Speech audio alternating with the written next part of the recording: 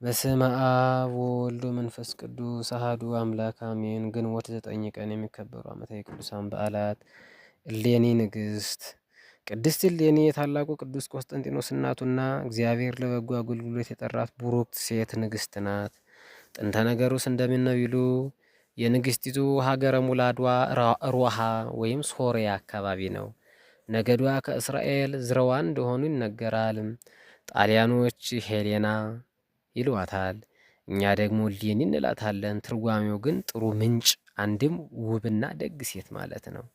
ቅድስት እሌኒ በመልካም ክርስትና አድጋ እንደ ቤተ ክርስቲያን መተርጉማን ተርቢኖስ የሚባል ነጋዴ ባላግብታ ነበር።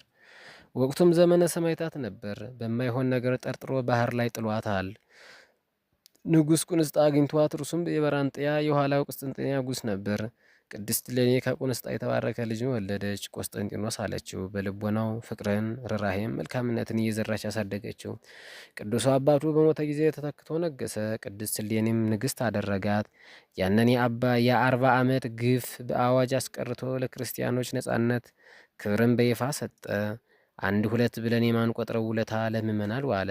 ከእነዚህ መካከል ምግባራቱ ጀርባ ታዲያ ቅድስት እናቱ ነበረች። ቅድስት እሌኒ ጾምን፣ ጸሎትን ከማዘውተሯ ባሻገር አጽመ ሰማዕታትን ትሰበስብ፣ አብያተ ክርስቲያንን ታሳነጽ፣ ለነዳያንም ትራራ ነበር።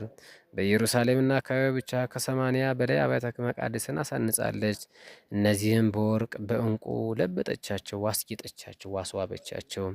በዘመኗ መጨረሻም የጌታችን ቅዱስ ዕፀ መስቀል ከተቀበረበት አውጥታ ለዓለም በረከትንም አስገኝታለች። እናታችን ቅድስት እሌኒ እንዲህ በቅድስና ተመላልሳ በ80 ዓመቷ በ330ዎቹ አካባቢ አርፋለች። ቤተ ክርስቲያንም ስለ ቅድስና ውለታ በዓል ሰርታ ታቦት ቀርጻ ስታከብራት ትኖራለች። ቅድስት እናታችን ምልጃዋ በረከቷ አይለየን። በዚህም ዕለት ከእሷ ጋር ቅዱስ ስልዋኖስ ይታሰባል። ነገር ግን ለበጎ ነገር ጥበበኞች፣ ለክፉ የዋሆች እንድትሆኑ እወዳለሁ። የሰላምም አምላክ ሰይጣንን ከእግራቸው በታች ፈጥኖ ይቀጠቅጠዋል። የጌታችን ኢየሱስ ክርስቶስ ጸጋ ከእናንተ ጋር ይሁን። የቅዱስ ጳውሎስ መልእክት ወደ ሮሜ ሰዎች ምዕራፍ 16 ከቁጥር 19።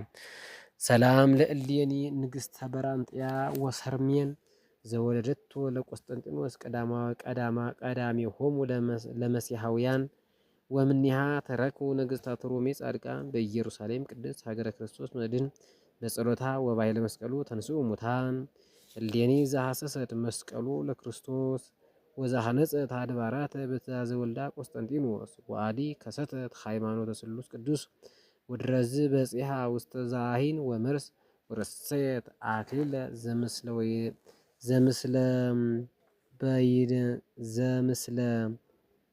በይደር ወስልዋኖስ። ለዕለቱ ከተነሱት ቅዱሳን ረድኤት በረከት ይክፈለን። ወስብሐት ለእግዚአብሔር ወለወላዲቱ ድንግል ወለመስቀሉ ክቡር አሜን።